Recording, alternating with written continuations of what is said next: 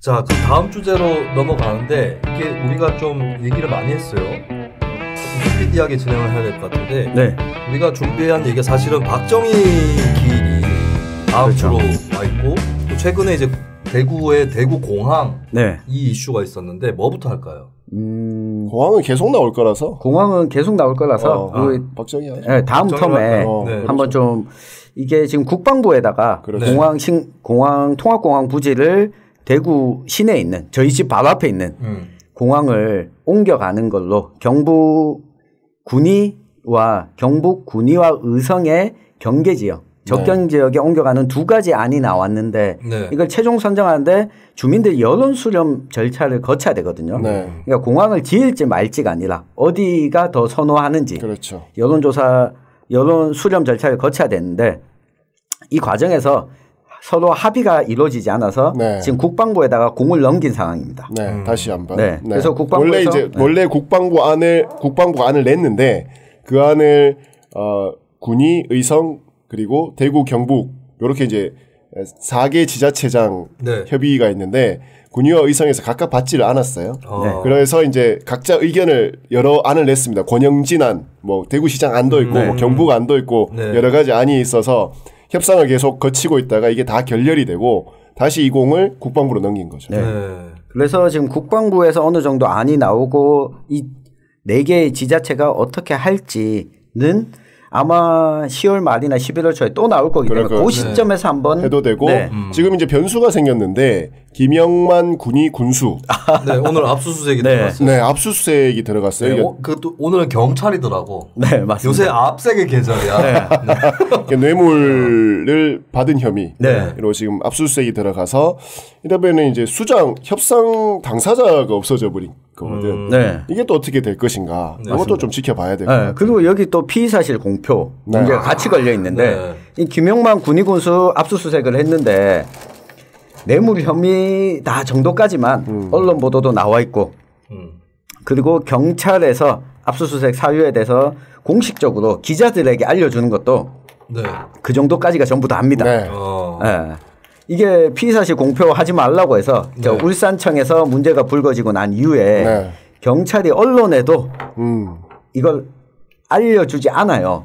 이게 결국 이렇게 되면 손해보는 건 어떻게 보면 군민들이지. 네. 왜 잘못은 저들이 해놓고 피해는 주민들이 봐야 됩니까? 네.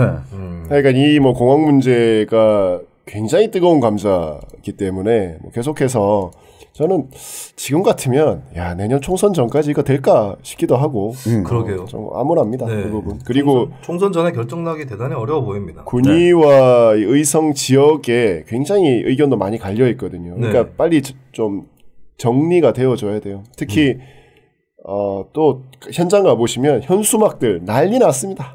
완전 막 그 전부 다 비행기 뛰어가는 이런 현수막들, 특히 군청들 들어가 보시면 하늘에 천장에 비행기들 다 달려 있어. 의성군청 이렇게 가보시면 네. 이 정도로 뭐 아주 치열하게 지금 그 현장에서는 격돌을 하고 있는데 좋은 안이 좀 나왔으면 좋겠어요. 네. 김영만 군수 건은 진짜 이게 좀 큰 변수가 될 것 같아요. 맞아요. 그렇습니다. 그럼 공항 문제는 저희가 지속적으로 네. 다뤄나가도록 하죠. 또 이게 대구 경북만의 이슈가 아니라 그렇죠. 신공항이 또 네. 부산 경남하고 다 얽혀 있잖아요. 거기에 뭐 네. 충청권, 의성으로 가게 되면 네. 충청 강원 분들이 굉장히 편해지거든요. 네, 가깝기 때문에. 네. 그러니까 이게 뭐 전국적인 어떤 이 연쇄적으로 이런 큰 SOC들은 연쇄적으로 이 반향들이 있어서 네. 굉장히 큰 전국적 이슈가 될 것 같아요. 예전에 최순실 씨가 자기가 공항 장애가 있다고 얘기하셨는데 네, 예언을 하신 것 같네요. 네. 얼마 전에 최순실 씨가 그 박근혜한테 편지를 보내고 싶은데 못 보내게 한다면서. 아, 왜 글을 못 쓰라? 네. 핸드폰 쥐어주면 안 돼? 앞을 달게? 그래서 법정을 통해서 뭐 그 내용을 공개했었다. 아, 태블릿 PC가 없어서 그런 거 아니에요? 그렇죠. 네. 하여튼간에 영적으로 보내주면 될 텐데. 영적으로 이런 텔레파시로 보내면 될 건데 최순실 씨도 많이 다 됐나 봐요. 박근혜가 다 된 건가? 그럴 땐 이 차원을 활용하십시오. 그래. 뭐 마음대로. 영적으로 보내고 싶을 때. 네. 아재요. 다음 주에 11.6인데요. 아, 그렇나. 탕수육 먹으러 갑시다. 벌써 40주년이나 됐네. 네. 40년 됐네요, 벌써. 1979년. 9년이니까. 네. 만 40년. 네. 아까 또 우리 남유진 전 구미시장. 네. 만신. 박정희 만신. 찬양에 선동되었던 네. 남유진 전 시장 얘기도 했었는데 11.6을 앞두고 박정희 전 대통령에 관한 얘기를 좀 해보죠. 네. 야, 벌써 40년이다. 이창원 대표가 78년생인가요? 80년생. 죄송합니다. 박정희를 안 겪었지. 다른 사람이랑 헷갈렸다. 네. 박정희를 여기서 겪어본 사람이 없군요. 없습니다. 네. 얘기할 게 없군요. 나는 엄마 뱃속에 있었지, 그때. 아니, 이제 구미시에서 네. 11.6 그 추모제를 할 거 아니에요? 네, 합니다. 근데 지금 역대 최초로 민주당 소속 시장입니다. 네. 그렇습니다. 어떻게 되는 거예요? 우선은 작년에는 이 추모제 때 장세용 구미시장이 네. 참석하지 않았습니다. 아예 안 했죠. 네, 아예 네. 참석을 안 그래서 했습니다. 이철우 그 경북지사가 네. 이게 상주가 아니 뭐지? 이게 초원관. 초원관. 그렇죠. 네. 옷 입고 이렇게 이런 거 쓰고. 죄송합니다. 상주는 돌아가셨을 테고. 그러니까 제사장이잖아요. 제사장. 네. 초원관이. 그러니까 그 일을 이제 원래는 구미시장이 하는데 네. 이철우 지사가 했었고 거기서 눈물을 보였지. 네. 이철우 지사가. 네. 하품했나? 정치적 감각이 대단해요. 거기서 이 그래도 기억을 못 하는데 뭐. 핍박받는 어떤 이미지로 해서 이 박정희 사업이 네. 그것을 자기가 어떤 경북의 적자로서 계속 지켜나가겠다라고 하는 의지를 이철우 지사가 보여줬죠. 그 초원관들이 입는 옷 있잖아요. 빨간색 계열의 그거 한 벌에 얼마 하는지 아십니까?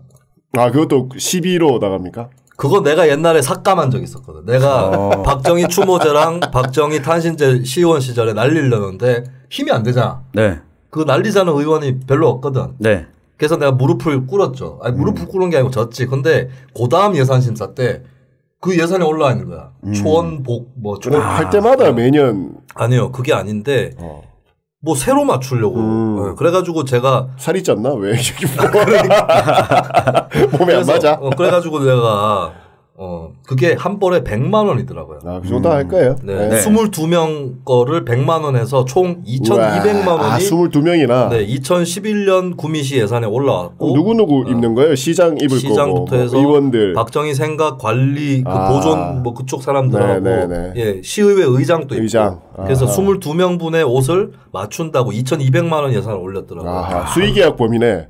야로가 좀 있는 것 같은데. 맞네. 수의계약 범위네. 2,500이 안 되네.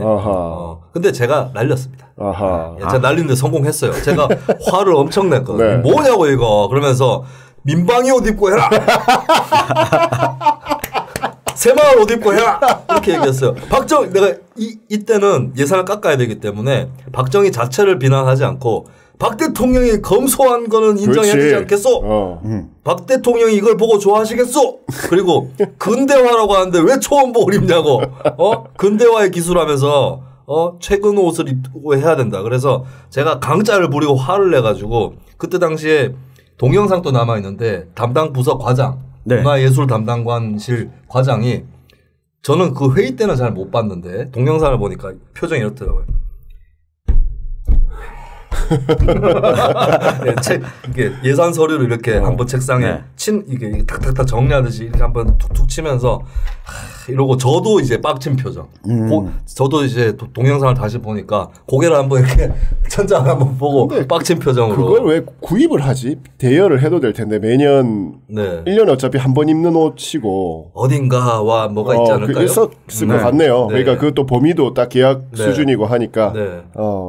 그거를 차라리 내가 예산을 통과시켜주고 나중에 어느 업체한테 했는지 그걸 받았으면. 더군다나 그게 시청에서 관리할 수준의 옷은 아니거든. 그러니까 관리비가 또 들어야 될 거거든.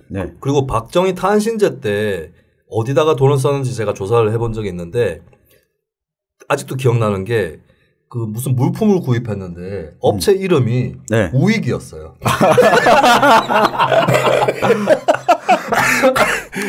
업체 이름이 우익이었어요. 참고로 지금은 없는데 박정희 생가 구미시 상모동의 박정희 생가에는 옛날에 제가 고등학교 3학년 때 피자집이 있었어요. 피자집 이름이 뭐였는지 아십니까? 516 피자였어요. 피자집 이름이 피자집 이름 516 네. 피자.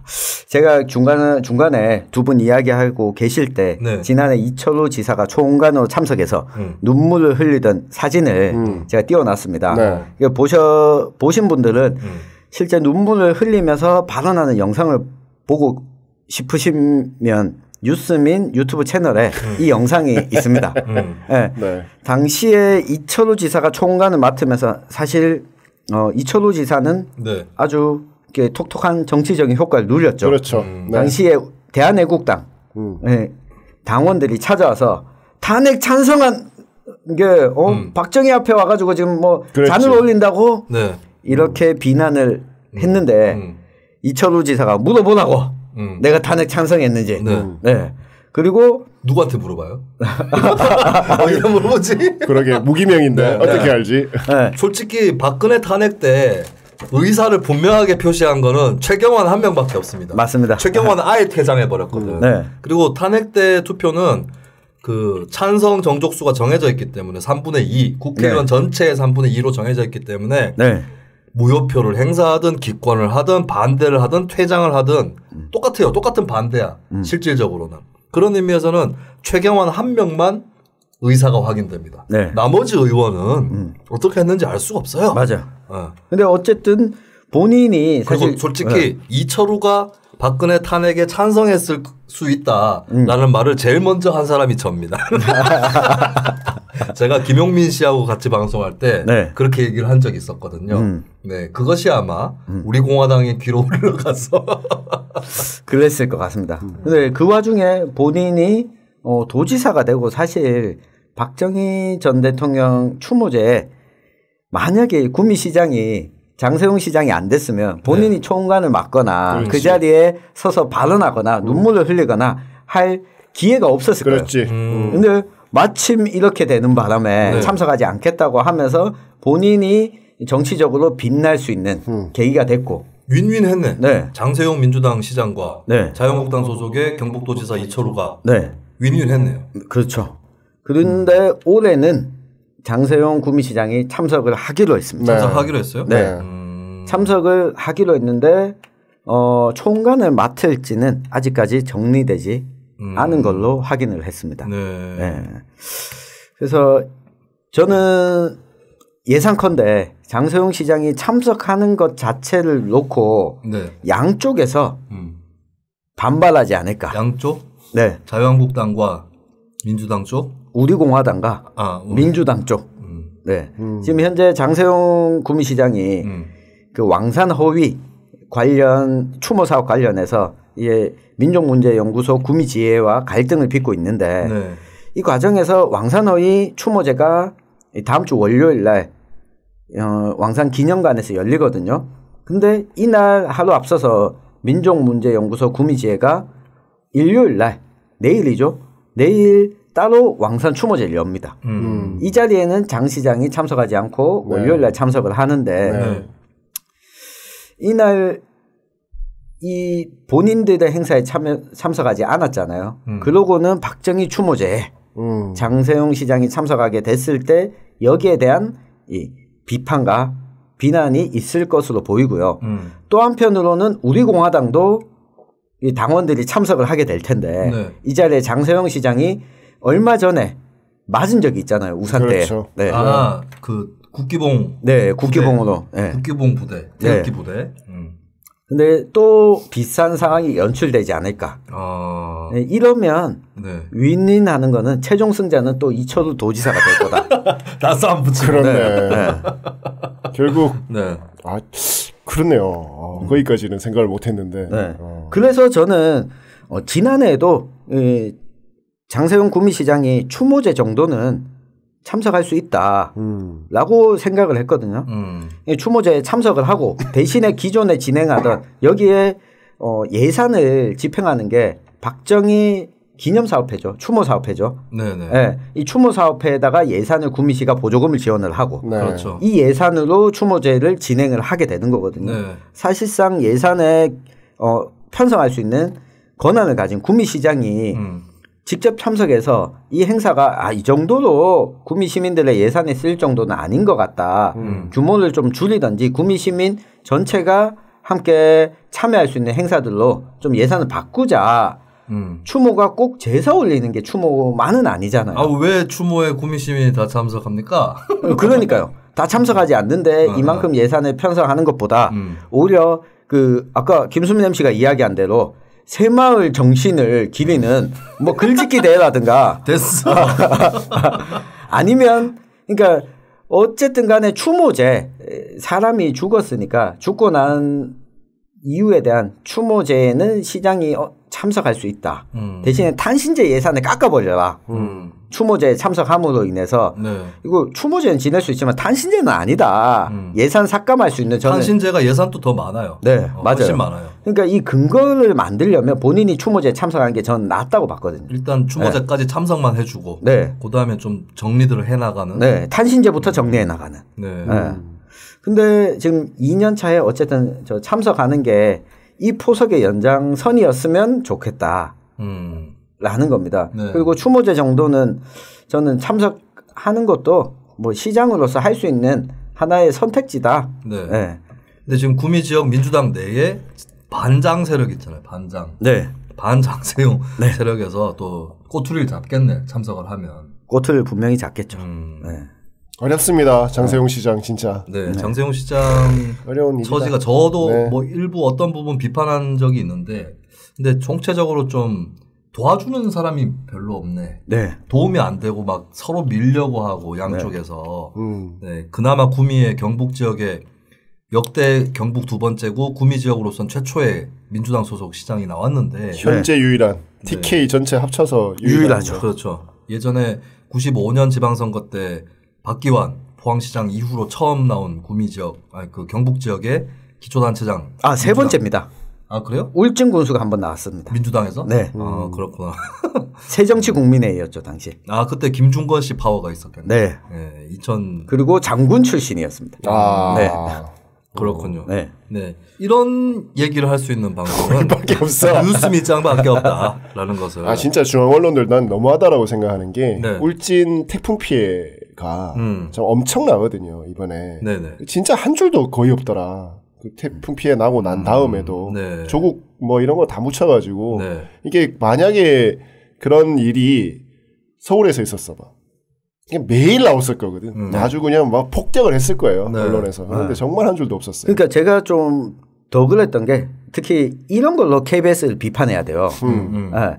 KBS가 제가 대구 KBS 1라디오를 평일 아침마다 방송을 하고 있는데 월요일부터 금요일까지 매일 하잖아. 네, 매일 하고 있는데 네. 그 전날 이게 태풍 영향 때문에 특보로 전부 다 편성이 바뀔 수 있다라는 이야기를 이미 그 전날 저녁에 들었어요. 네. 그런데 아침 그 다음 날 새벽 5시까지도 이 특보로 편성이 되는지 제가 그대로 방송을 하면 되는지 이 지역 총국에서도 기다리고 있는 거예요. 네. 그렇지. 그러니까 경북 지역은 울진, 영덕 피해가 심각했고 그리고 여기 포항이나 또 그리고 성주 뭐 경북 곳곳에서 이 피해가 심각했고 그러면 피해가 난 걸 어떻게 복구해야 되는가 어떻게 대처해야 되는가도 특보할 수 있는 대상이잖아요. 네. 그런데 결국 특보 편성이 되지 않았다고 서울에서. 네. 그래서 아침에 저희가 준비했던 방송을 거의 그 태풍 피해 현황 그리고 어떤 방식으로 지금 대처를 해야 되는지 뉴스 브리핑이나 이걸 다 준비를 바꿨거든요. 근데 이런 거는 저 재난주간 방송사면 그렇지. KBS가 해야지. KBS가 해주고 지난번에도 KBS가 산불 났을 때 강원도에서 그거 타이밍 띄워가지고 욕 먹었잖아요. 네. 애꿎은 김재동 씨까지 욕 먹었잖아. 그렇죠. 그리고 저는 방송이 없을 거라고 생각하고 준비를 안 하고 있다가 술 먹고 왔구나. 그래서 그건 좀 뭐 안타까웠죠. 그런 찰나에 채널A 하고는 지금 어떻게 진행상 어떻게 된 거예요? 지금 아직 고소장을 내가 못 갔고요. 네. 지금 빨리 내. 써놓긴 다 써놨고. 기세 다 썼고. 네. 써놓긴 다 써놨고. 네. 이게 6개월 내에 제출하면 되도록 돼 있어서. 자, 여러분 그 채널A 저희가 동영상 무단 도용으로 고소한다라고 지난주에 말씀드렸는데 그거 받아내려면 좀 시간이 걸리거든요. 네. 그래서 유튜브 슈퍼챗으로 네. 좀 적선을 해주시면 고맙겠고요. 네. 오늘은 없네. 네. 오늘은 없네요. 지난주에는 있었는데 오늘은 네. 됐고 안 해주셔도 되고요. 호두 사세요. 네. 호두 사시면 하여튼 됩니다. 채널 A는 진짜 네. 네. 깨 부셔야 돼. 가만히 두지 않겠습니다. 진짜. 박정희 이야기를 빅산이네. 오. 아니 네. 요걸 푸셔서 낙이 되겠네. 낙이. 네. 채널 A는 제기를 오늘 좀 뭐가 안 되네.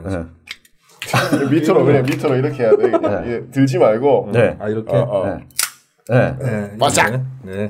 아자자. 자 박정희에 대한 얘기를 좀 해야 될 것 같아요. 주제가 박정희였죠. 네.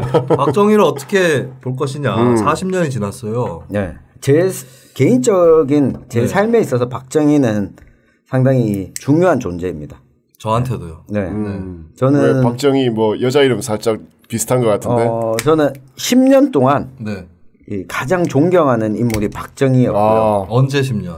어릴 때? 어릴 때였죠. 8살에 학교를 입학하면서 네. 부터 17세까지 고등학교 1학년 때까지 가장 존경하는 인물이 박정희였고 나는 10살 때부터 박정희의 비판적이었어. 호두를 보시면 아니 이렇습니다. 날 무시하는 거야. 비판하시고. 네. 박정희라 뭐 방금 이창원 대표가 박정희라는 이름의 여자를 좋아했냐고. 아니 전혀 관계가 없습니다. 네. 희야 날 좀 바라봐. 네. 그리고 박정희를 좋아했고 존경했기 때문에 네. 중학교 1학년 때부터 고등학교 3학년 때까지 네. 장래희망이 대통령이었습니다. 대통령. 네. 군대에 가서 아니요. 군대 가야지 박정희를 존경하면. 영화 그 드라마 모래시계도 보면 네. 최민수 아역으로 김정현 씨가 나오나요? 네. 김정현 씨가 그 최민수 엄마가 김영애 씨죠. 그 뭐야 요정을 하잖아. 네. 근데 막 높은 놈들이 와갖고 막 희롱하고 이런 걸 보면서 자기 집에 놀러 와 있던 홍경인, 그러니까 나중에 박상원이 네. 되죠. 이렇게 자리에 누우면서 김정현 씨가 박 대통령은 어느 대학교 나왔냐 물어보거든요. 홍경인이 육사 나왔다고. 그러니까 나도 육사 가야겠다. 이런 장면이 나와요. 드라마 모래시계. 저는 박정희와 똑같은 코스를 밟아야 된다고 생각했기 때문에 만주 가야 돼. 아니요. 만주 가야 되네. 아니죠. 제일 먼저 교사. 교사. 네, 사범학교에 사범대 가야 된다. 진짜로? 네. 그 사범대에 가서 ROTC를 해서 좋다. 네. 재밌다. 네. 그래서 그렇게 생각을 했었는데 네. 고등학교 1학년 때 시집 한 권을 잘못 보는 바람에 무슨 시집이요? 박노의 노동의 새벽을 보는 바람에 이러다가 오랜 못 가지. 네, 박정희에 대한 이 환상과 이런 것들이 노동의 새벽이 깨지고. 아마 그때쯤 재판이 돼요. 네. 제가 기억이 나는데 제가 대학교 1학년 때쯤에 다시 이렇게 하드본으로 이렇게 양장본 재본 재판이 되면서 그거 본 것 같네. 네. 그 시집을 언제 봤다고요? 제가 고등학교 1학년 때 그러니까. 그럼 몇 년도쯤이냐? 2001년이었습니다. 2001년. 네. 나는 박노해 시인의 시를 시로 본 게 아니고 노래로 알게 됐어요. 장사익 씨의 아니요. 윤도현 밴드의 이 땅에 살기 위하여. 윤도현 2집. 윤도현 밴드 2집 1997년에 나왔던 거기에 세 번째 트랙으로 이 땅에 살기 위하여라는 곡이 있었죠. 그걸 랩으로 갑니다. 주로. 레이저 게스트 머신의 영향을 굉장히 많이 받은 거의 비슷한. 그렇네요. 이 땅에 살기 위하여 뭐 이러면서. 킬링 인 더 네임이랑 거의 비슷한 것 같아요. 약간 그거는 문희준이죠. 그걸 열맞춰 H 킬링 인 더 네임 열맞춰. 오늘 박세희급 못 될 것 같아. 참고로 저희가 다음 주에는 신해철 특집이 준비되어 있습니다. 이게 묘하게 신해철 씨 기일이 박정희 전 대통령 기일 다음 날이에요. 26일이 똑같지 않나? 26일일까? 27일. 네. 그리고 신해철 씨가 1970년대 받침이라는 박정희 시대를 어느 정도 다룬 정글 스토리라고 하는 영화에 그렇죠. 그리고 그 정글 스토리의 주인공이 윤도현이었죠. 그렇죠. 네. 그렇게 또 엮이네. 다 엮이는 거야. 그래서 박노해 박대박이었네. 박정희에서 그렇죠. 박노해로. 네. 박정희에서 이 박노해로 가게 되고 이 박노해에서 바로 넘어간 게 된 게 그때 공산당 선언이었죠. 마르크스로. 극과 극은 통하네. 네. 저 같은 경우는 사실 저는 마르크스주의자였던 적이 한순간도 없고 네. 제가 어릴 때부터 박정희를 싫어했다고 하지만 제가 청소년 때는 좌익이 아니었어요. 자유주의자였어요. 리버럴. 저는 청소년 때도 리버럴이고 네. 뭐 지금도 리버럴이고 네. 늘 자유롭지. 무당파. 무당파. 그렇지. 네. 그럼 이창원 대표는 박정희에 대한 어린 시절의 생각들은 어때요? 큰 생각이 없었고요. 저는 그냥 어렸을 때부터 쭉 나쁜 놈이었어. 그냥 좀 나쁜 그래요? 놈이었어. 별로. 박정희가 너는 나쁘다. 자기가 나쁘다고. 아니, 그러니까 이창원이 나쁜. 아니 왜 그래? 나는 나쁜. 그러니까 박정희는 이렇게 정서적으로 저는 어떤 그런 부분에 대해서 확 땡기거나 이러지는 못했어요. 폭력적이었다. 네, 폭력적이고 그러니까 뭐 제가 이제 그 중고등학교를 다닐 때가 김영삼, 김대중 때잖아요. 네. 그러니까 상대적으로 군사 종식이 끝이 나고 새로운 어떤 자유의 물결이 네. 막 다닐 때 이렇게 인식이 좀 바뀌었으니까 네. 또 김영삼, 김대중 둘 다 박정희가 치열하게 싸웠던 그렇죠. 사람이잖아요. 그러다 보니까 그때 좀 형성이 박정희 하면 그냥 이렇게 막 땡기거나 이런 막 감정으로 이입되는 게 아니라 그냥 싫은 사람으로 되어 있었죠. 저는 그러니까 8살 때부터 확 많이 땡겼던 사람이었는데 사실 92년도 대선에서는 박찬종을 저는 지지를 했었고 네. 그 당시의 안철수 비슷한. 네. 무균질 우유, 그렇지. 무균질 호두. 신정치공화당이라고. 네. 신정치공화당이 아니고 국민 줄여서 신정당이었고요. 네. 신정치공화당 그분 아니었나? 그냥 신정치당이었나? 하여튼. 네. 네. 그래서 초등학교 이름 기억이 안 나네. 국민학교 1학년이었죠. 국민학교 1학년 때 이 박찬종 후보를 지지했었는데 거의 뭐 선거에서 처참하게 그렇죠. 네.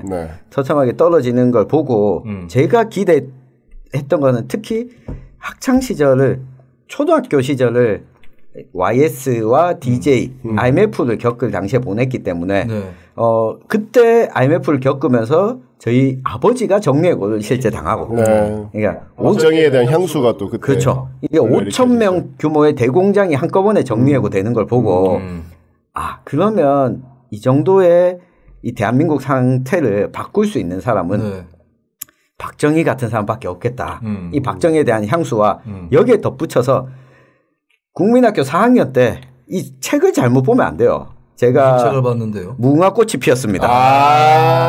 맞아. 네. 그때쯤 핵개발 막 하고. 네.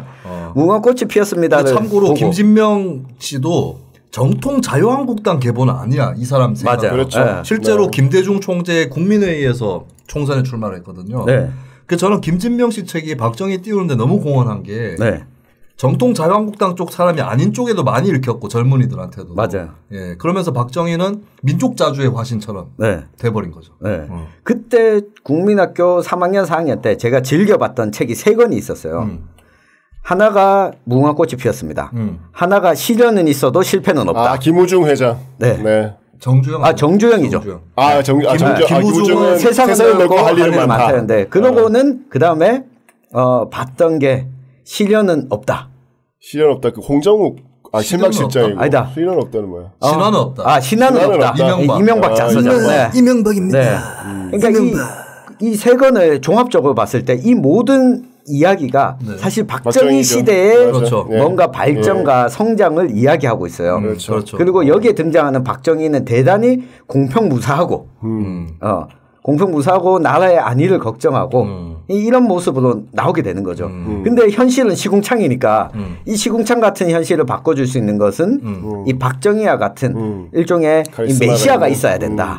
여기에 빠졌던 거였고 여기에 더해져서 중학교에 입학해서는 제가 일기장에 선생님께서 정말 심각하게 걱정스러운 코멘트를 한 장을 길게 적어주셨어요. 일기장에? 중학교 때도 일기검사 하나? 우리도 나 중학교 때 모두밀기라고. 맞아요. 조원들끼리 돌아가면서 일주일에 한 번 정도는 쓰는 그런 얘기가 있었어요. 거기도 뭐 악플 단 거 아니야?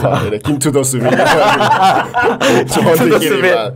나는 악플을 다는 게 아니라 내 일기 자체가 악이었지. 개새끼들 죽여버리겠다. 선생님이 밑에다가 진정하고. 그러니까 제가 일기장에 거의 일주일에 2-3번 정도가 이 독후감을 일기로 썼는데 책. 네, 그 책을 일기로 썼는데 한 명의 작가의 책만 한 6개월 동안 계속 보는 거예요. 네, 누구일 것 같아요? 김진명? 이문열. 이문열. 네. 그러니까 이문열 당시의 대하 소설이었던 그때도 이문열 잘 나갈 때. 변경. 네. 변경을 읽고 조정래의 한강을 읽으니까 네. 아 역시 그래도 글은 이문열이 잘 써. 잘 쓴다 조정래보다. 그건 맞아요. 네. 잘 쓰지. 그러니까 그 변경도 60년대를 다루고 있잖아요.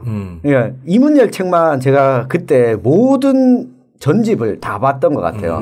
그러니까 왜 한쪽의 책만 보려고 하느냐. 그러니까 이 책만 보지 말고 딴 것도 좀 보지 않을래라고 추천하는 책을 적어주셨어요. 그게 뭐였어요? 황석영의 책들. 네. 황석영과 이문열은 참 숙명적 관계예요. 그렇죠. 그리고 이제 이문열 씨가 원래 안동 출신이지 않습니까? 영양입니다. 영양. 정확하게 영양이구나. 영양의 이문열 그 생가도 보존되어 있고 영양의 그 문인들이 많이 나와요. 조지훈 선생부터 해서 뭐 여러분들이 그 지역에 이제 많이 문인들이 많이 나왔죠. 근데 이제 그 이문열 씨가 처음에 데뷔할 때는 지역 문인이었어요. 매일신문으로 등단했습니다. 그래가지고 이제 그때 이미 황석영은 이름난 사람이었고 그렇죠. 황석영 씨가 좀 술자리에서 이문열 쿠사리를 주고 그랬던 것 같아요. 있을 수 있지. 그래서 이문열 더 이렇게 좀 열등감을. 근데 또 이게 황석영 작가한테 이문열 씨가 또 세게 이야기 못하는 이유도 있다. 왜냐하면 이문열 씨의 아버지가 월북을 했거든요. 그렇죠. 좌익 출신이죠. 네, 좌익 출신이고 실제 그 영양군 수비면 일대에서 좌익 중에서도 빨치산? 네, 빨치산 활동도 일부 하면서 그 동네 주민들한테 식량을 뜯어가는 역할을 했기 때문에 월북하고 전쟁이 끝나고 난 이후에 이문열과 이문열 어머니가 영양에서 못 살겠다라고 이 수도권으로 오게 되죠. 네, 그렇습니다. 그리고 그 동네에서는 이문열의 아버지 이름을 거론하는 것 자체가 불가능한. 그러니까 여러분들이 경북 북부 시골 지역의 보수성을 이해할 때 빨치산이란 코드를 빼놓을 수 없습니다. 네, 빨치산에 대한 후유증, 그러니까 숙청이라든지 부역한 거에 대한 그 굉장히 그런 것들이 있었기 때문에 거꾸로 보수로 돌아서는 거예요. 거기에 이제 중요하게 봐야 될 게 대구를 봐야 될 게 이제 10월 항쟁. 10월 항쟁 박정희의 형. 박상희가 주도를 또 했었던. 그걸 봐야 이제 이 보수하지 않았어요. 그렇지. 이게 바로 내가 했었던 호그와트 팟강을 들어보셔야 됩니다. 500원을 결제하시면 여러분들이 저희 뉴스 밑장 팟캐스트에 들으시면 제가 몇 주 전에 박정희의 형 박상희는 누구인가라는 주제로 녹음한 게 있어요. 500원 결제하시면 들을 수 있는데. 그래서 그때의 역사성을 봐야 이게 뭐 아까 우리 댓글창에도 뭐 동방의 모스크바 이렇게 얘기가 나왔었는데 대구라고 하는 대구 경북이라고 하는 곳이 어떻게 이 근대 이후로 형성이 되었는가가 총합적으로 보입니다. 그렇죠. 그런 알고 욕해라고 좀. 하여튼 그 이문열의 아버지 때문에 아버지에 대한 사실 트라우마가 이문열은 상당히 컸죠. 컸고. 근데 황석영 씨가 방북을 하고 왔잖아요. 그러고 나니까 이문열이 한테서 연락이 왔다는 거예요. 황석영한테? 황석영 쪽의 주장이고 썰인데 연락이 와서 혹시 자기 아버지와 관련해서 황석영 씨가 먼저 물어봤대요. 알아봐 줄까? 그리고 이문열이 슬쩍 그것과 관련해서 대화를 나누기도 했었고 그래서 황석영 씨한테는 특히 80년대와 80년대 군사 독재 시절까지도 이문열 씨가 황석영한테는 함부로 하지 않았다. 근데 최근 들어서는 서로 둘 다 영감이 다 됐잖아요. 아니 둘이 대인배 코스프레 하면서 중앙일본과 거기서 대담한 적도 있어요. 맞아요. 그러니까 이 과정에서 이문열의 소설이 보면 기승전결 저는 그 소설 내용이 막 보수성이나 특정한 이 정치적 이념을 담고 있기보다는 오히려 이게 반여성적인 소설 많죠. 선택이라든지. 그리고 거의 이게 장애인 여성을 다루고 있는 아가라는 소설집을 보면 그 시골에 늘 있는 장애인 여성을 어떤 식으로 사람들이 특히 남자들이 대하느냐 뭐 이런 것들이 담겨져 있는데 이문열 씨 소설의 특징 중에 하나는 결국 메시아를 기다려요. 영웅주의가 많아요. 영웅. 근데 그렇다면 이 영웅이 누구인가 대부분 박정희를 추정하도록 만드는 요소들. 우리들의 일그러진 영국에 나오는 새로운 담임 선생님. 네, 그렇죠. 그러니까 안에서 해결이 잘 안 돼요. 네. 이문열 구도에서는 결국에 밖에서 누가 옵니다. 맞아요. 그러니까 거기에서 누군가가 와야 되는데 여기서 떠올릴 수 있는 사람은 제 학창 시절에는 박정희밖에 없었다. 그게 실제로 박정희 지지하시는 분들 노년층도 그런데 박정희를 기득권 보수 이렇게 안 봐요. 네. 오히려 아웃사이더로 봅니다. 혁명가라고 봤어요, 저는. 그렇죠. 네. 박정희 지지하시는 분들 얘기해 보면 오히려 박정희 지지하시는 분들의 정서가 나라가 안정돼야 되고 변화는 천천히 해야 되고 이게 아니라 네. 세월호 때도 네. 제가 노년층들 만나면 나라를 엎어야 된다. 다시 세워야 된다. 그렇죠. 박정희 정신으로. 네. 그래서 박정희 지지하시는 분들 중에 이재명 경기지사 지지자로 넘어가는 케이스도 저는 많이 봤습니다. 상당히 있어요. 네. 이게 우리 스펙트럼을 1차원적으로 정치적인 스펙트럼을 1차원적으로 볼 수 없다라는 부분이 있는 거죠. 그러면 이제 본인의 박정희에 대한 네. 저는 박정희를 왜 그럼 어릴 때부터 비판하게 되었는가? 이거는 우연한 계기에서 시작이 되는데요. 버스를 탔는데 네. 이제 저는 금호공대라는 대학교가 집 주변에 조금 비교적 주변에 있었거든요. 네. 버스를 타면 대학생들 가끔 봅니다. 초등학교 3학년 때였던 것 같은데 박정희 욕을 하는 거예요. 대학생들이 충격을 먹었죠. 왜냐하면 나도 그 전에 부모님한테 들은 박정희 얘기가 있고 구미에 있는 박정희 생가도 가봤고 그래서 얼추 그냥 훌륭한 사람이다라고 알고 있었는데 욕을 하는 거예요. 대학생들이. 깜짝 놀랐죠. 이게 무슨 일인가. 그 대학생들이 이상한 사람 같지는 않은데 그런데 마침 이게 시대적 분위기인데 80년대 후반 90년대 초반에 역사 만화들이 막 나옵니다. 네. 근데 그 만화책을 보면 박정희가 부정적으로 묘사되어 있는 만화들이 꽤 있었어요. 심지어 난 아직도 기억나는 게 전두환에 대해서는 긍정적인데 박정희에 대해서는 부정적인 만화도 있었어요. 그러니까 그거는 조금 더 전두환 때 나온 만화인데 네. 전두환조차도 박정희하고는 차별화를 꾀했거든. 아, 그렇죠. 네. 80년대 오히려 박정희는 잊혀진 인물이었어요.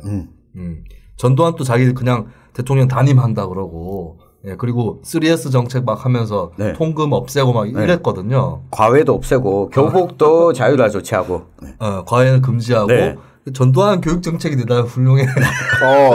가스프링 최님께서 2,000원 후원해 주셨어요. 고맙습니다. 고맙습니다. 바른 소리 스피커 김수민. 네. 예, 고맙습니다. 바른 소리 약간 이거 우파 냄새가 싹 나는데 이거. 바른. 네. 그래서 이제 그 계기로 역사 만화들을 보니까 뭐 전태일도 알게 됐어요. 역사 만화에. 그러니까 당시에 의식 있는 개혁적인 지식인들이 이미 사실 그때 퀴즈 아카데미라고 MBC의 퀴즈 아카데미. 대학생들이 맞아요. 퀴즈 푸는 프로가 네. 있었거든요. 네. 그 퀴즈 아카데미를 연출한 사람이 주철한 씨예요. 네네. 주철한 PD인데 퀴즈 아카데미 배경음악이 문승연의 그 작곡 사계. 사계 빨간 꽃 노란 꽃. 노래를 찾는 사람들. 예, 그런 네. 노래가 이미 90년대 초반에 지상파로 나오고 있었어요. 예, 그때 당시에 방송국 PD, 언론 기자 이런 사람들이 이미 진보적 혹은 개혁적 지식인들이 들어가고 있었어요. 아마 역사 만화도 네. 그런 사람들이 만들어냈을 겁니다. 그 만화를 제가 본 거죠. 아하. 네, 그러면서 좀 갈등을 하기 시작해요. 어느 것이 옳은 것인가 갈등을 하는데 저의 이제 승부사적 기질이 도집니다. 이왕에 사는 거 소수자로 살아보자. 구미에서. 센 놈하고 붙어보자. 그리고 내 주변의 어른들이 너무 지나치게 미화하고 찬양하는 거예요. 제가 대구 경북 출신이 아니었으면 제가 충청도 출신이거나 이랬으면 박정희에 대해서 그렇게 비판적이지 않았을 수도 있어요. 근데 그냥 어른 누가 한 명이라도 나와서 이런 면이 있고 저런 면이 있는데 나도 고민이다. 잘 모르겠다. 이런 어른이 한 명이라도 있었으면 저도 고민을 계속 했을 거예요. 근데 전부 미화하니까 싸워보자 그래. 이렇게 된 거죠. 그러니까 그 댓글에서도 여러분 김수민을 상대하려면 이런 것도 있고 저런 것도 있다라고 해야지. 그렇지. 일방적으로 조국 좋아 이러면 싸워보자 이렇게 된다니까. 얘 성격이에요. 그래가지고 이제 공교롭게도 그로부터 세월이 지나서 정치인이 되고 박정희 기념사업 예산과 맞닥뜨리는 그런 신세가 되기도 했죠. 근데 저는 박근혜가 망하면서 좀 마음의 여유를 찾았어요. 그래서 박정희에 대해서도 좀 가능하면 복합적으로 연구해보자 이런 생각이 박근혜가 2017년 3월 31일 네. 구속돼가지고 차에 타고 갈 때 난 그 장면을 잊을 수가 없는 게 박근혜가 중간에 앉거든. 옆에 수사관들이 앉으니까 네. 그럼 다 보여요. 앞에서 찍으면 박근혜가 막 뭐 머리 다 풀고 가는데 약간 충격적이었어요. 나는 사실 박근혜가 임기를 못 마칠 거라는 생각을 계속 해왔었는데 막상 나가리 되고 구속당하는 걸 보면서 조금 허탈하다고 해야 되나? 예. 그러면서 좀 박정희 시대에 대해서도 어차피 이제 박정희의 막강했던 향수, 신드롬은 끝났어요. 네. 그렇기 때문에 박정희에 대해서 좀 복합적으로 연구하고 이해해보자. 그 여유가 조금은 생긴 것 같아요. 옛날보다는. 저는 박정희가 머리는 좋은 사람인 것 같아요. 확실히. 그건 맞는 것 같아요. 네. 나는 옛날에는 비상한 사람이에요. 박정희는 무식하다고 주장했어요. 나는. 그러니까 굉장히 머리가 비상하고 그리고 이 사람 보는 눈이라고 해야 되나?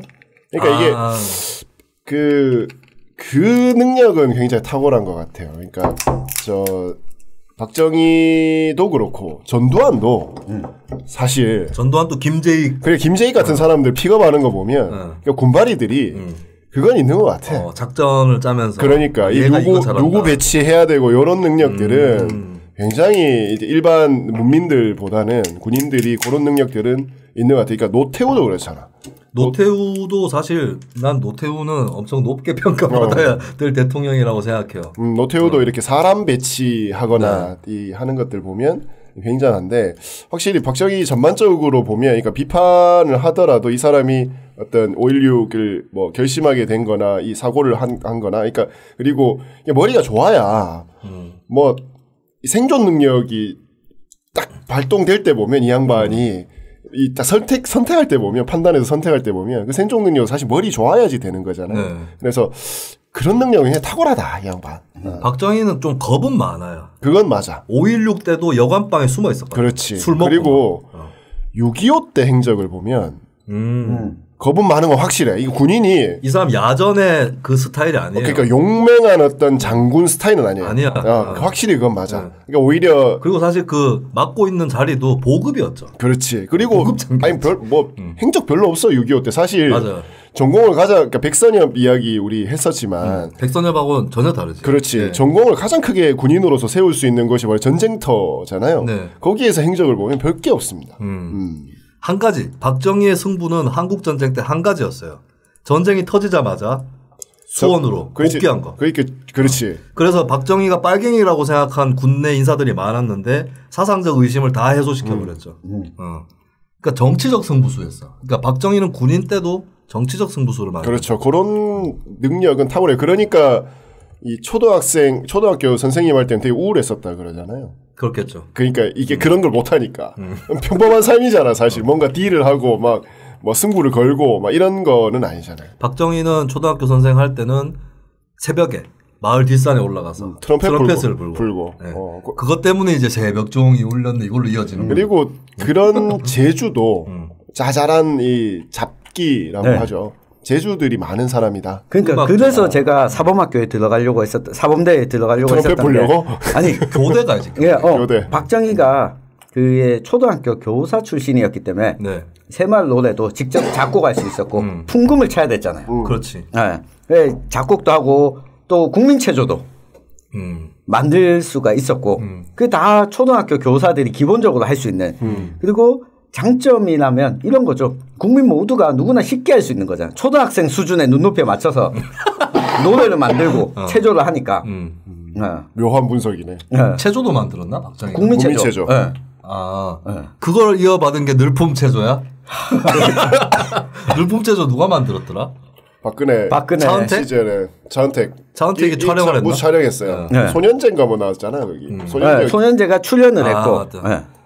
근데 박근혜 때문에 두 가지가 있어. 박근혜 때문에 박정희 신화가 몰락한 것도 있는데 한편으로는 박정희하고 박근혜 좀 다르다는 생각도 많이 했어요. 능력 면에서는. 많이 다르죠. 그리고 이제 경제 정책에서는 저는 비판받을 부분이 많이 있다고 보지만 근데 이제 당시에 아까 전두환에게 김재익이 있었다면 박정희에게는 김정념이라든지 오원철 이런 사람들 보면은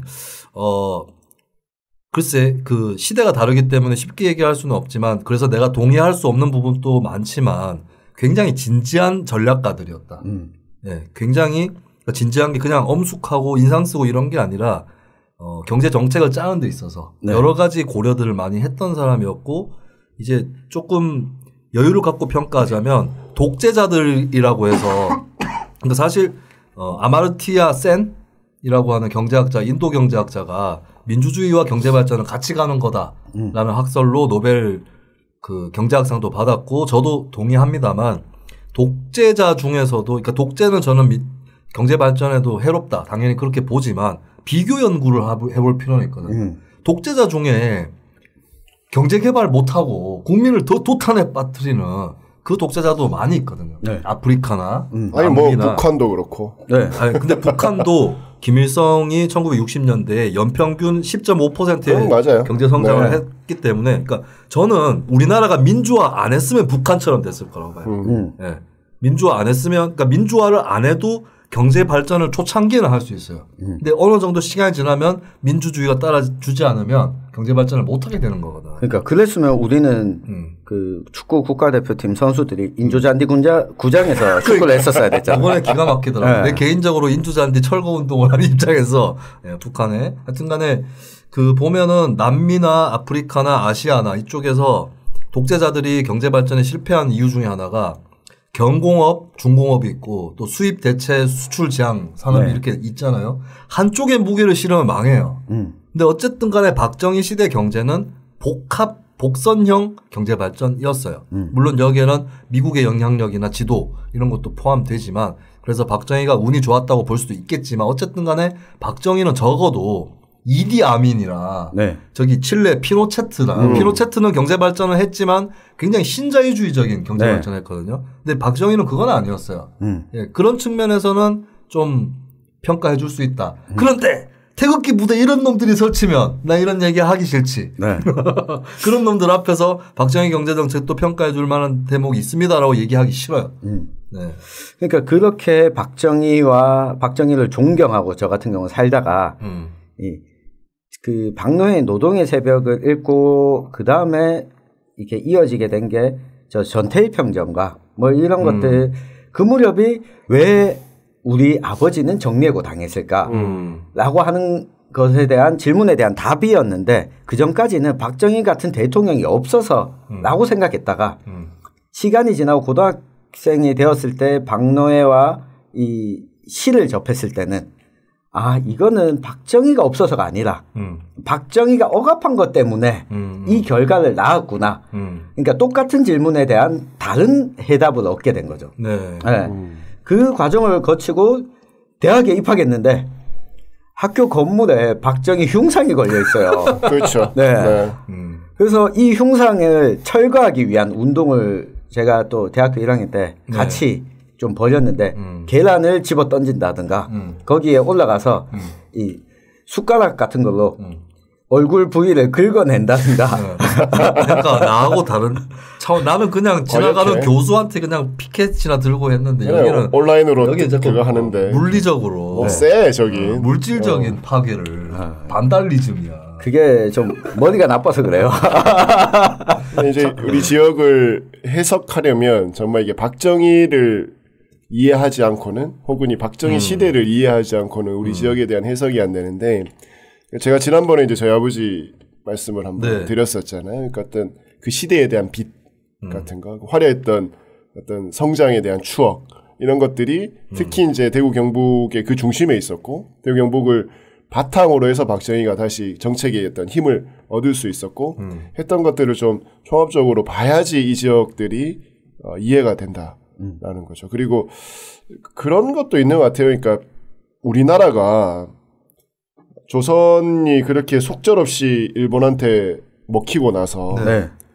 이게 또 어느 순간 전쟁 터지고 미국화 돼버리잖아요. 네. 그러면서 이승만이라고 하는 전주이시 왕족 네. 뭐 양녕대군파 출신의 사람이 와서 그냥 이승만은 왕이라고 생각했잖아. 그렇죠. 네. 자기가 왕. 자기 그 프란체스카 여사 꼬실 때도 조선의 왕자라고 그렇지. 그랬죠. 그냥 왕이라고 생각했고 그 시대를 겪었던 사람들이 그대로 박정희로 자연스럽게 넘어온단 말이죠. 네. 그런데 그러니까 이성계가 고려를 업듯이 박정희가 이승만을 난 이게 제일 잠깐만 이해가 안 되는 게 이승만과 박정희를 왜 같이 내가 지적했잖아. 그러니까 왜 우리 같이 주석 시트콤 할 때 왜 같이 그런지 이해가 안 돼. 박정희는 이승만 싫어했어요.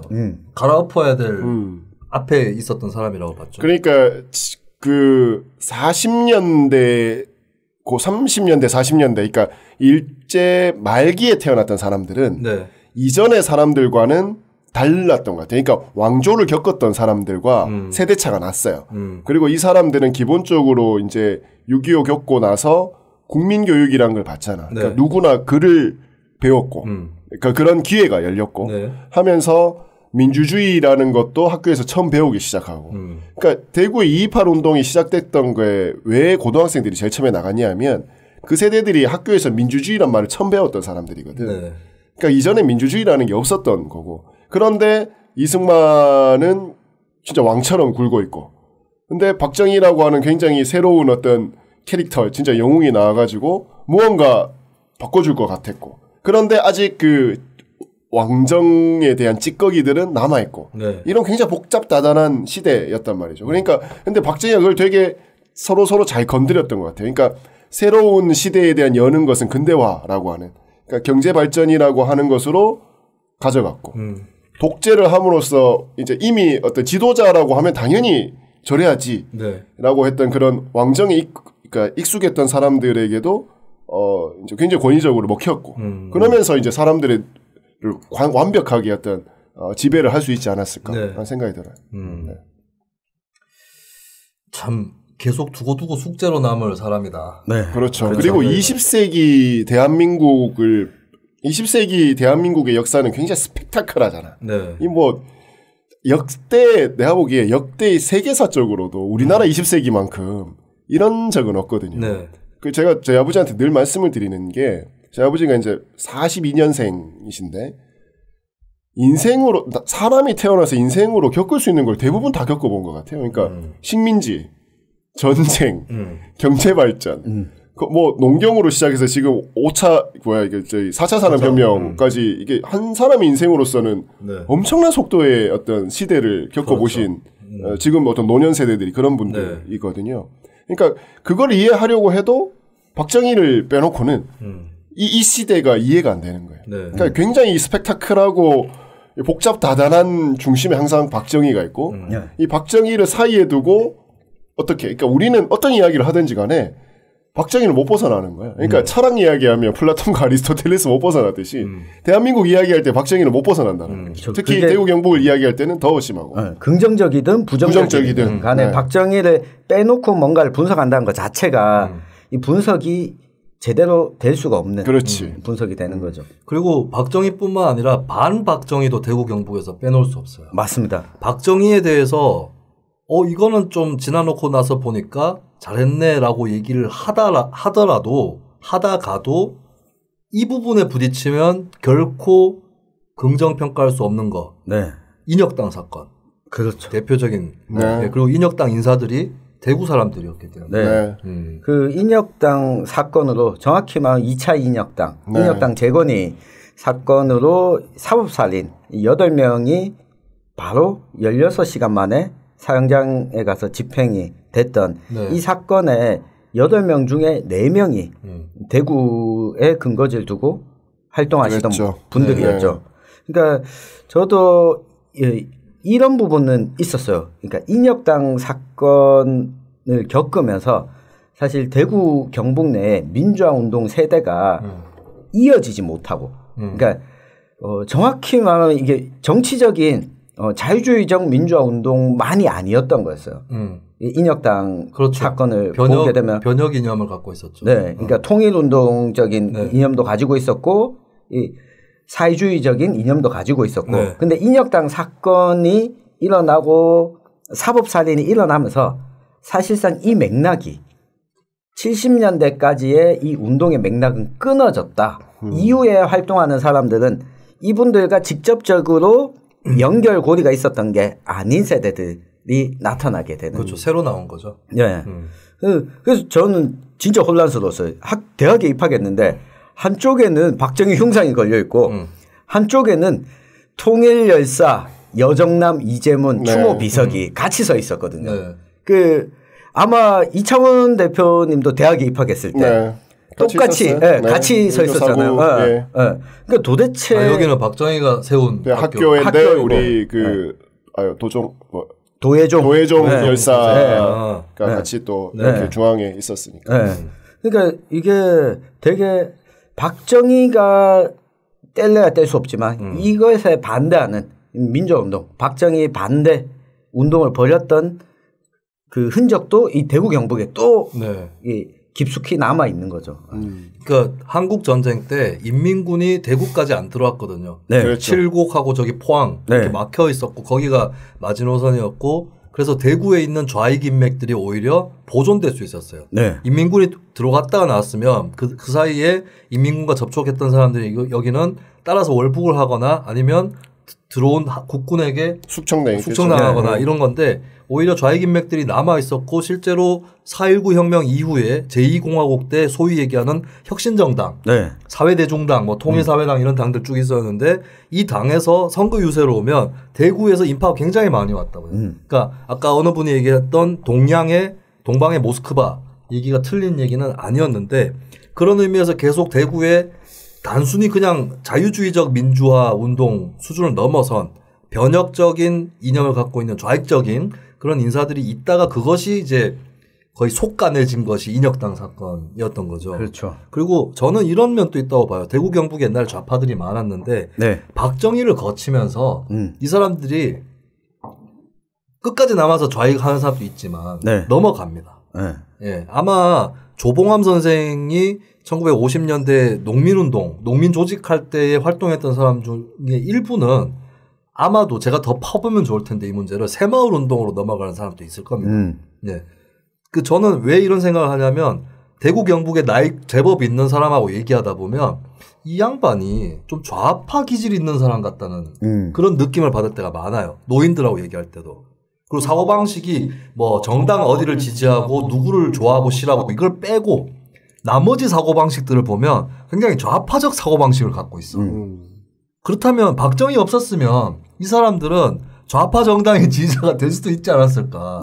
그런 의미에서 대구 경북에 왜 좌파가 없는가 이 부분은 우리나라의 근현대사의 역사 속에 지역 구도 속에서 좌파가 될 만한 사람까지도 박정희가 데려갔다는 겁니다. 그 부분이 분명히 있다. 저는 어떤 자유한국당 지지자가 서울에 있는 어떤 강남에 있는 민주당 지지자보다 사고방식이 더 좌파적이고 진보적이다라고 느낄 때가 꽤 많았었어요. 그러니까 그러다 보니 이 측면도 있었어요.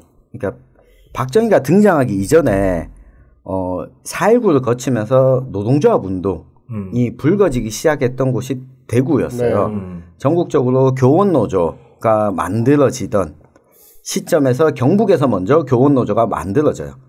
만들어지고 그게 전국으로 확산이 되고 그리고 이제 과거사 문제, 한국전쟁 전후 민간인 학살, 희생자 문제에 대해서 대구와 경주, 경북 지역에서 이거 진상규명을 요구하는 시위들이 4.19 혁명 이후에 대구 경북에서 시작이 됩니다. 그렇죠. 그리고 제일모직, 지금 제일모직에서 노조가 만들어지고 섬유업계의 노동운동, 여성 노동운동의 제일모직이면 삼성. 그렇죠. 삼성 무노조의 삼성에. 근데 전국적으로 섬유업계에서 노동조합이 제일 먼저 결성된 곳이 제일모직이었습니다. 대구에 있던 공장. 근데 이것이 박정희를 거치면서 사실 이렇게 거세되기 시작합니다. 이 입을 못 대기 시작해요. 특히나 박정희가 처음 대통령 선거를 1963년에 치렀을 때 윤보선 민주당 후보부터 받았던 공격이 너 빨갱이 아니냐. 그렇죠. 호해를 뿌리죠. 그리고 그게 박정희에게 유리하게 작용합니다. 왜냐하면 제가 아까 말씀드렸지만 경북 북부라든지 또 그 좌우익 갈등을 겪어본 농어촌들이 있는데 윤보선이 박정희를 빨갱이라고 공격함으로써 윤보선이 대통령이 되면 또 한 번 사상 공격이 일어나는 것이 아닌가. 우리 동네에 또 피바람이 부는 것이 아닌가 이런 우려들이 경북 북부 지역이라든지 호남 지역이라든지 이쪽에서 생김으로써 그 사람들이 거꾸로 자기 집안이 좌익으로 몰려서 고생했고 앞으로도 그럴 우려가 있었던 사람들이 거꾸로 박정희를 찍게 됩니다. 맞아요. 그래서 이 전남 지역에서 특히 호남에서 박정희에 대한 득표율이 높죠. 높게 나왔던 이유가 그 전남의 여수, 순천, 또 화천, 화천이 아니야. 화순. 화순과 또 지리산 일대 이쪽 지역 같은 경우는 김수민 MC가 이야기한 것처럼 이러한 부분 또 우려가 됐던 거였죠. 그러니까 경북에서 이러한 상황이 있었고 박정희에 대한 지지를 보냈던 사람들에 대해서 박정희가 대통령 당선되고 나서부터는 이 공격을 더 이상 받지 않기 위해서 아주 강경한 조치를 취합니다. 우리가 유료편에서 호그와트 팟강에서 김수민 평론가가 다뤘지만 박상희 다룰 때 황태성에 대해서 박정희가 일절 만나지도 않고 정리해 버렸던 이유 중에 한 가지도 아마 자신의 이전 경력과 좌파 빨갱이라는 비난에서 자유로워지고 싶어서 였다는 추정도 있거든요. 그러니까 이런 측면에서 봤을 때 이후에 대구 경북 지역에서 이런 목소리가 거세되는데 또 박정희가 한 몫을 했다. 그리고 그걸 아주 폭력적인 방식으로 했다. 이 부분은 저는 결코 이 박정희에 대해서 재평가를 하더라도 결코 옹호할 수 없는 부분이다. 그 박정희의 가장 어두운 그늘은 오랫동안 대통령에 앉아 있었던 게 아니라 저는 노동 탄압이었다고 봐요. 왜냐하면 박정희를 좋아하시는 분들도 가난했는데 벗어나게 해줘서 좋아하는 거잖아요. 그렇다면 거꾸로 그 빈부격차라든지 노동 탄압에 대한 부분은 약자에 대한 사실 보통의 노동자들은 뭐 정권이 민주주의 안 한다고 해서 들고 일어날 생각은 없었을 거예요. 전태일 열사도 박 대통령한테 쓴 편지가 있죠. 거기에 보면 반정부적인 표현이라든지 태도가 전혀 보이지 않습니다. 근데 그 노동자들이 현실에 못 이겨서 들고 일어났을 때 그것을 가혹하게 탄압하도록 사측과 정부가 같이 협력했고 그것을 어떻게 보면 노동 탄압을 제일 잘하기 위한 정권으로서의 군사 독재 정권이었던 거죠. 그렇다면 저는 박정희 독재의 가장 큰 그늘은 가장 짙은 어둠의 그 측면은 노동 탄압에 있다. 그렇게 정리를 하고 싶습니다. 그리고 그것이 저는 이후에 우리 대한민국 경제에도 영향을 미쳤다라고 보는 게 그러니까 소득 격차.